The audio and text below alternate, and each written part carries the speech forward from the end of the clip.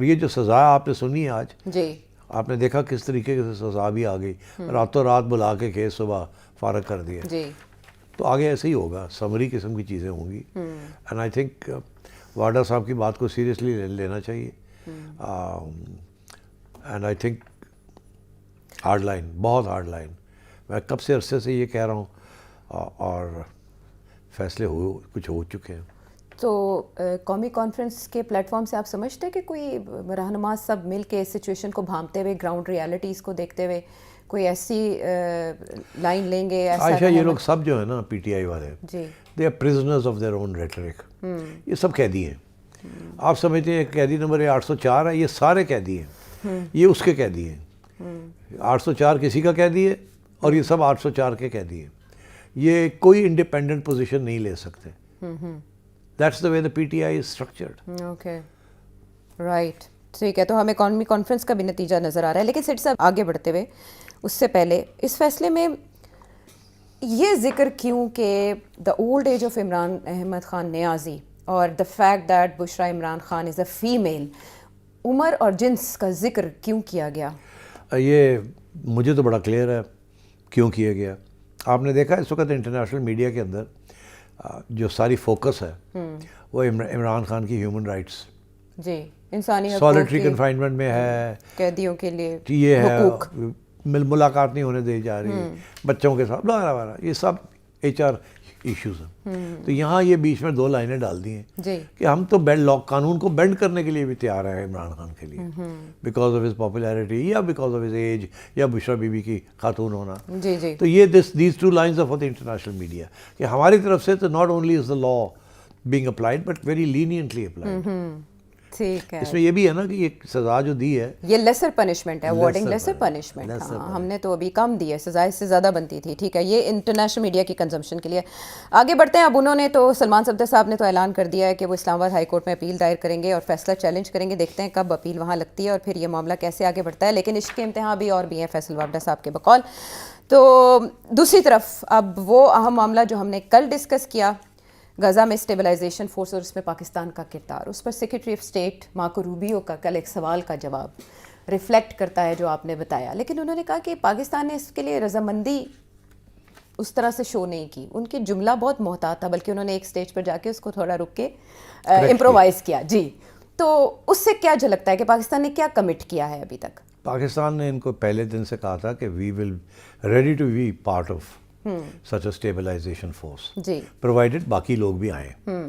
مگر ہم کسی صورت میں بھی we will not get involved on the Israeli side. ہم کسی ایسی کوئی کام کرنے کے لیے تیار نہیں ہیں جو کہ پرو اسرائیل ہے، نمبر 1. نمبر 2 یہ کہ ہم کوئی ایسا کام نہیں کریں گے جس کے ساتھ وی آر اینٹی پیلسٹائن اور اینٹی حماس. جی ہم ایک پیس کیپنگ فورس بن سکتے ہیں، مگر اگر آپ سمجھتے ہیں کہ ہم سے کوئی اور آپ نے کام کروانا ہے تو وہ نہیں ہوگا. اچھا. تو اب یہ میں نے کل کے پروگرام میں آپ سے کہا تھا کہ Pakistan will not be part of it اگر آپ نے ان سے حماس کا کرانا ہے. آج روبیہ صاحب نے جب پوچھا گیا سوال تو اس نے بڑا محتاط ہو کے کہا کہ پاکستان نے یہ تو کہا ہے کہ وہ کنسیڈر کریں گے، یہ نہیں کہ وہ کریں گے، offer to be a part, سوچیں گے کہ اس کے بارے میں. اور پھر بہت سے سوال ہیں ابھی اور ہمیں بھی چاہیے کہ وہ سوالوں کے جواب ابھی ہمارے پاس بھی نہیں ہیں. یہ بھی کہا جی بالکل تو بالکل اس کی اسپیچ سے واضح ہو گیا جو کل میں کہہ رہا تھا کہ Pakistan will not be part of force جو کہ حماس کو ڈسارم کرے گی یا اسرائیل کے حق میں کوئی چیز ہوگی، یہ نہیں ہوگا.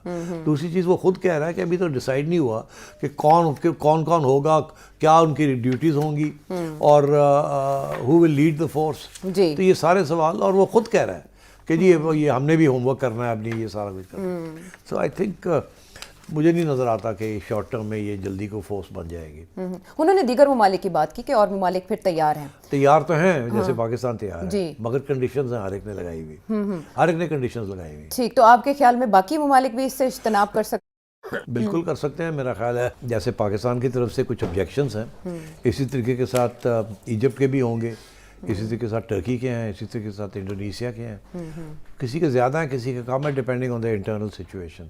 تو یہ it's not going to be easy setting up this force. اور کتنا عرصہ لے گا یہ ابھی پلان یہ نہیں میں کہہ امپلیمنٹ ہونے سکتا، میں؟ آئی ڈونٹ نو کہ ایکچولی اندر کی بات کیا ہے، مگر یہ ضرور ہے کہ بہت سے ایشوز ہیں، اتنی جلدی یہ کام نہیں ہونا.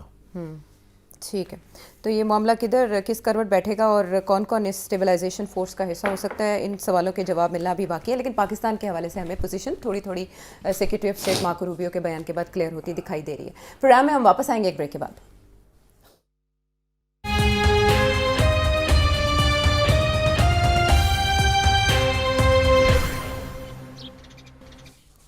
شو میں ساتھ دینے کا شکریہ. اور اب ہم غور کریں گے، سیٹ صاحب کا انالیسز لیں گے کہ بنگلہ دیش کے حالات کیوں سنبھلنے نہیں پا رہے. سیٹ صاحب، پچھلے سال سے جو تبدیلی کا سلسلہ حسینہ واجد صاحبہ کی رخصتی کے بعد شروع ہوا وہ مسلسل جاری ہے، اور جب وہاں انتخابات کا اعلان کر دیا گیا کہ 12 فروری 2026 کو بنگلہ دیش میں انتخابات ہونے جا رہے ہیں، ریفرینڈم ہونے جا رہا ہے، اس سے اگلے دن ایک اسٹوڈنٹ رہنما جو کہ ان تبدیلی کے عمل میں شریک رہے اور فرنٹ لائنر رہے، ان کا قتل ہو جاتا ہے اور انڈیا مخالف مظاہرے بنگلہ دیش میں شروع ہو جاتے ہیں. کیا محرکات ہیں اس واقعے کے، اور اس کے بعد کتنا ایزی ہوگا انتخابات میں جانا بنگلہ دیش کے لیے؟ دیکھیے، انتخاب تو ہوں گے، ایسی کوئی بات نہیں ہے. انڈیا کی پوری کوشش ہے کہ ڈیریل کیا جائے، ڈی اسٹیبلائز کیا جائے بنگلہ دیش کو، اور اس قسم کی جو حادثے ہیں یہ ہوں گے. اور مگر بنگلہ دیش کے اندر جو موڈ ہے عوام کا، اسپیشلی ینگ اسٹوڈنٹس کا، وہ اٹس ویری اینٹی انڈیا. اچھا، اب سچویشن یہ ہے کہ انڈیا کے اندر بھی باتیں شروع ہو گئی ہیں کہ بنگلہ دیش ہمارے ہاتھ سے نکل گیا ہے. پاکستان، چائنا، بنگلہ دیش کا ایک نیکسس بن رہا ہے، ایک ٹرائنگل بن رہا ہے. دس ول تھریٹن انڈیا.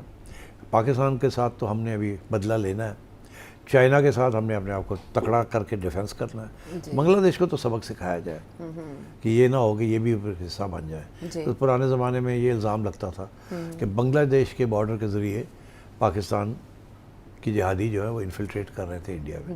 یہ جھوٹا الزام تھا، مگر الزام یہ لگتا تھا. ٹھیک، یہاں سے border across LOC to Kashmir, اور ادھر سے بنگلہ دیش سے.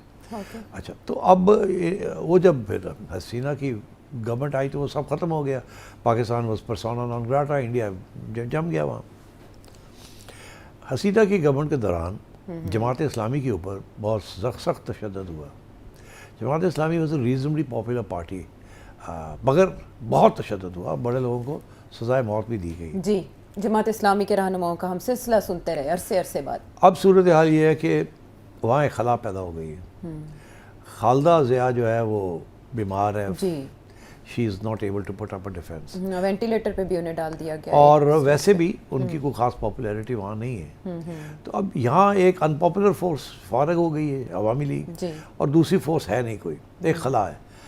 جو لوگ دیکھ رہے ہیں اس چیز کو، ان کو ایسے لگ رہا ہے کہ اگلی الیکشن میں جماعت اسلامی شاید الیکشن نہ جیت جائے، یا بہت بڑی اکثریت کے ساتھ، یا بہت بڑی سگنیفیکنٹ ووٹنگ کے ساتھ وہ پارلیمنٹ کے اندر آ کے گورنمنٹ کو، اگر ایسی سچویشن ہوگی تو انڈیا تو مر جائے گا. وہ تو پھر ایک اسلامی محاذ کھڑا ہو جائے گا اگینسٹ انڈیا. تو آئی تھنک، اور پاکستان کے ساتھ تو بالکل سیٹ ہو جائیں گے وہ. تو اس لیے میرا خیال ہے انڈیا کے اندر اب اگر آپ انڈین میڈیا کو دیکھیں عائشہ، اور میں آپ کو کہوں وہاں جو چیزیں ان کی انٹیلیجنس ایجنسیاں انڈین میڈیا کو جو باتیں بتا رہی ہیں، وہ تو یہ باتیں ہیں کہ جی ہم کسی طریقے کے ساتھ بنگلہ دیش کو اوپر اور نیچے کٹ کریں گے. اوپر ہم کٹ کریں گے جہاں چکنز نیک ہے، انڈیا بنگلہ دیش کی ٹیریٹری جو ہے اس کو کٹ کر کے اپنا حصہ بنائے گا. 7 سسٹرز کی آپ بات کریں، وہ جو کیونکہ جب سے یہاں سے لگانا کہ ہم 7 سسٹرز کے اندر گڑبڑ کریں گے، ہم کریں گے وہاں وی ول ایکسپورٹ جہاد. جی، تو یہ بھی اس سے میں یہاں لوگوں نے کہہ دیا بنگلہ دیش کے اندر. جی بالکل، نیشنل سٹیزن پارٹی کے لیڈر ہیں، ان کا بیان بہت چلا انڈیا میں. ادھر سے یہاں ادھر سے کاؤنٹر یہ آ رہا ہے کہ اچھا ٹھیک ہے، تو ہم تو بنگلہ دیش کو 2 ٹکڑے کر دیں گے. ایک اوپر سے چکنز نیک، اس کو کاٹیں گے ہم تاکہ وہ چکن نیک جو ہے وہ بالکل کھل جائے اور وہ انڈیا کا حصہ بن جائے. دوسرا یہ ہے کہ نیچے جہاں میانمار کے ساتھ جو بارڈر ہے وہاں بھی کاٹیں گے تاکہ یہ جو روہینیاز ہیں یہ جہاں جہاں اس وقت سیٹلڈ ہے ان کو بلا کے وہاں سیٹل کیا جائے. ایک آٹونومس ریجن بنا دی جائے، ناٹ آف بنگلہ دیش بٹ آف میانمار. ان کو الگ ٹیریٹری دے دی جائے. تو دے آر تھنکنگ کہ بنگلہ دیش کو اوپر سے بھی کٹ کرنا ہے، نیچے سے بھی کٹ کرنا ہے. ان کو سبق سکھائیں گے ہم. تو اب آپ دیکھیے گا کہ India will start promoting this philosophy اور پریشر آن بنگلہ دیش. تو میں یہ سمجھتا ہوں کہ اب جو فوکس آف اٹینشن ہے وہ LOC پہ ہٹ کے ادھر چلا جائے گا ٹورڈز بنگلہ دیش. ٹھیک، تو آپ یعنی جیسے آپ نے خلا کی بات کی اور کہا کہ جماعت اسلامی کے چانسز زیادہ لگتے ہیں اس سچویشن میں، یا انڈیا کو یہ خوف ہے. اسٹوڈنٹ لیڈرز یہ جتنے جنہوں نے اس کیمپین میں، مہم میں حصہ لیا تھا حسینہ واجد صاحبہ کے خلاف، اس قتل کے بعد آپ سمجھتے ہیں کہ مزید قتل یہ لیڈرز قتل ہوں گے؟ دیکھیے یہ میں نہیں کہہ سکتا کہ مزید اور اس قسم کے حادثے ہوں گے یا اس قسم کی ٹارگیٹنگ ہوگی، مگر اس پہ کوئی شک نہیں ہے کہ وہاں فورسز ہیں ایسی